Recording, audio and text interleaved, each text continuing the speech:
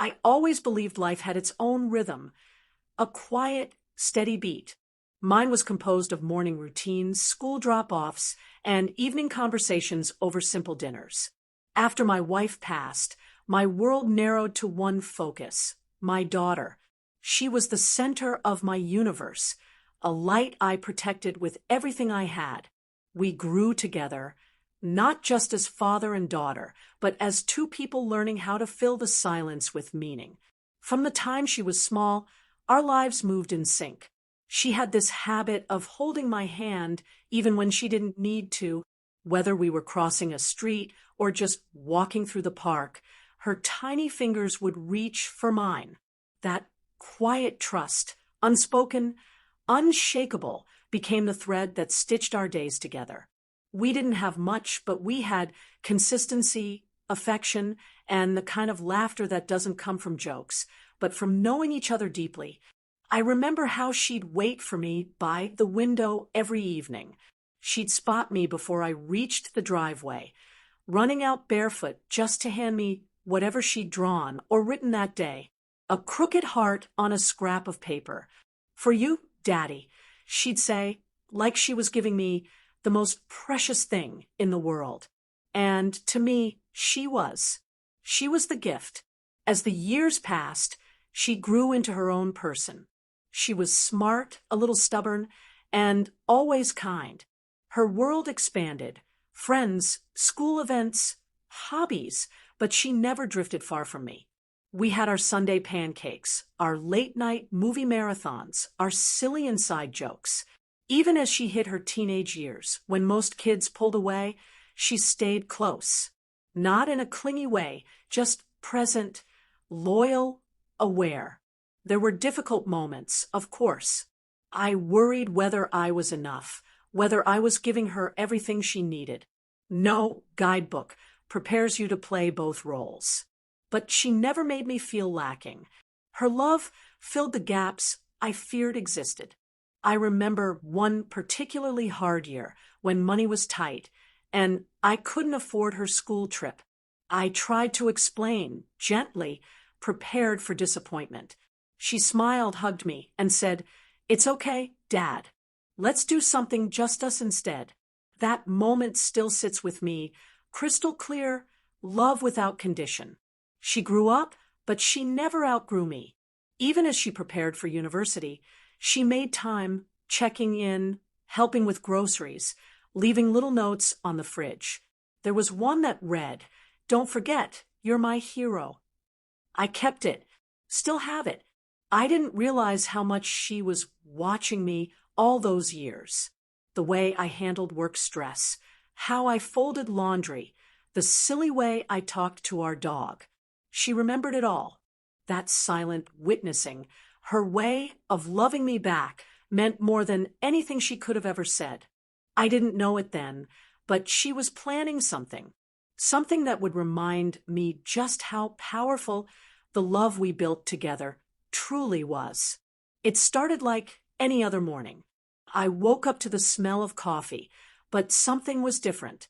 My favorite mug was on the table, already filled, and next to it was a folded note in her handwriting. "We're something nice. Today is for you." I didn't know what to expect, but there was a quiet excitement in the air, the kind that made your heart pick up its pace without knowing why. She greeted me with that knowing smile, the one she used when she was hiding a secret.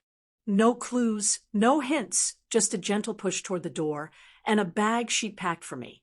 I tried to ask questions, but she only said, "Trust me." I've trusted her all her life, so I didn't need much convincing. We got into the car, and for the next hour, I let her take the lead. The radio played softly, but mostly we sat in silence. A comfortable silence. Her eyes focused, hands steady on the wheel, like she'd rehearsed this. She finally pulled over in a place I hadn't been to in years. It was familiar, but not somewhere we visited often. I looked around, trying to place it. Then it hit me. This was where we came after her first recital, when she was 7. We'd eaten ice cream on the hood of the car, and she told me she wanted to be a star. I hadn't thought about that day in so long, but here it was, vivid again, brought back by her gesture. She led me by the hand, just like she used to when she was little, except now she was grown, tall, confident. Around the corner, a small setup waited. Nothing extravagant, just thoughtful. A blanket, some of my favorite snacks, and an old Bluetooth speaker playing the same song we danced to at her school father-daughter event a decade ago. I didn't know what to say. I just looked at her, and she looked at me with that same 7-year-old sparkle. "This is my thank you," she said, "for everything, for never giving up, for making me feel loved even when you were tired, for being my dad." It hit me harder than I expected.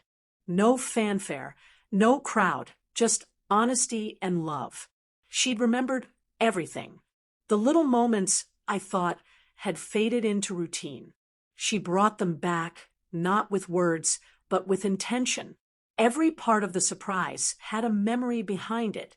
The music, the food, even the color of the blanket. It was all part of a silent story she'd been writing over the years. And today was the day she let me read it. I didn't need a speech. The gesture said more than words ever could. I could see how much time she had put into this, how she'd carried our history like a quiet treasure. It was the kind of love that doesn't ask for anything, only gives. And just like that, without drama or a big announcement, I knew this would be one of the most important days of my life. We sat down together, and for a while, neither of us spoke. We didn't need to. The moment carried its own weight. The sky above us was clear, the kind of soft blue that makes you feel like the world has slowed down just for you. The quiet was comforting, not empty. There was peace in it, the kind that comes when two people understand each other without saying much. She handed me a small photo album, something I hadn't seen before. Inside were pictures I didn't even remember she'd taken. Me fixing her bike in the driveway. Her curled up beside me during a storm. A faded shot of us eating noodles on the kitchen floor after a long day. She'd added little captions, not elaborate ones, just enough to mark the memory. "This day, you didn't let me give up. You made the burnt toast funny. This was when I realized you were doing your best, for both of us." I turned the pages slowly, each one holding more than just images. It was her way of showing me what I meant to her, not through grand declarations, but through quiet reminders that I had always been there. I hadn't thought of myself as remarkable. I just did what I had to do. But through her eyes, I saw something else. I saw effort turned into legacy. She played a playlist she'd made just for this day. Songs from her childhood, my favorites, and even a few she knew would make me laugh. One song came on, and without warning, she stood and offered me her hand. "Come on," she said, just like before. I hesitated for a second, then got up and took her hand. We danced, not gracefully, but with comfort. No audience, no pressure, just two people letting go of the noise life builds up.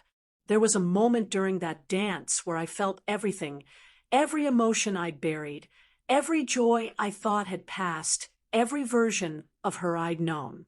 From the toddler, with scraped knees, to the woman standing in front of me, steady and radiant.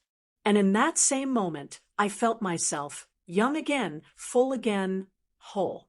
We sat back down, still smiling, and she leaned her head on my shoulder. "You always made me feel like I mattered," she whispered. I didn't respond with words. I just squeezed her hand. That was enough. Time didn't matter anymore. The day didn't need structure or a plan. It was about being fully present. No distractions, no phones, no thoughts about what came next. Just being. It was rare and it was real. There was no big conclusion to the day. No final line or last surprise. Just the two of us, completely aware of how far we'd come and how strong our bond remained. It wasn't a celebration of the past. It was a quiet promise that no matter where life took us, moments like this would always find their way back. Later, as we packed up in unspoken rhythm, I felt a calm I hadn't known in years. The kind of peace that doesn't come from having all the answers, but from finally realizing you don't need them. She looked at me like she always had, but something in her expression was different, more certain, more at ease. Maybe it was the quiet pride of giving back. Maybe it was seeing me truly take something in without trying to fix or plan or explain. I just received, and she knew I needed that. On the drive home, she talked more freely. She shared things I hadn't known, how my patience had shaped her confidence, how my silly morning greetings made hard days easier, how the small things I thought were invisible left the deepest imprint. She said it so plainly, not as a performance, but as truth finally ready to be told. I listened without interrupting. That was my gift back to her. Space, respect, presence. Back at home, she handed me one last thing. It was a letter, written simply, folded carefully. In it, she said thank you for the life I made possible, for the love that never asked her to earn it, for the strength I showed even when I had nothing left. She said she hoped I saw now what she'd always seen, that I'd been more than enough. Not perfect, but real. Not everything, but exactly what she needed. I didn't cry, but I felt something deep shift inside me. Like the weight I carried all those years had been quietly lifted. That night, I couldn't sleep. Not from worry, but from something softer. A realization that the love I gave had returned, not in words or gifts, but in presence, memory, and understanding.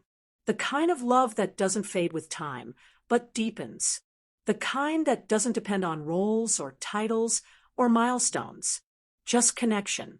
It struck me how rare it is to get this kind of clarity while you're still around to feel it. We go through life hoping our love is felt, that our efforts matter, that the people we give to understand the depth of what we offered. That day, she showed me that mine had not only been received, it had shaped her. And in return, she'd given me a gift I didn't know I needed, validation, reflection, and a moment that stitched everything together.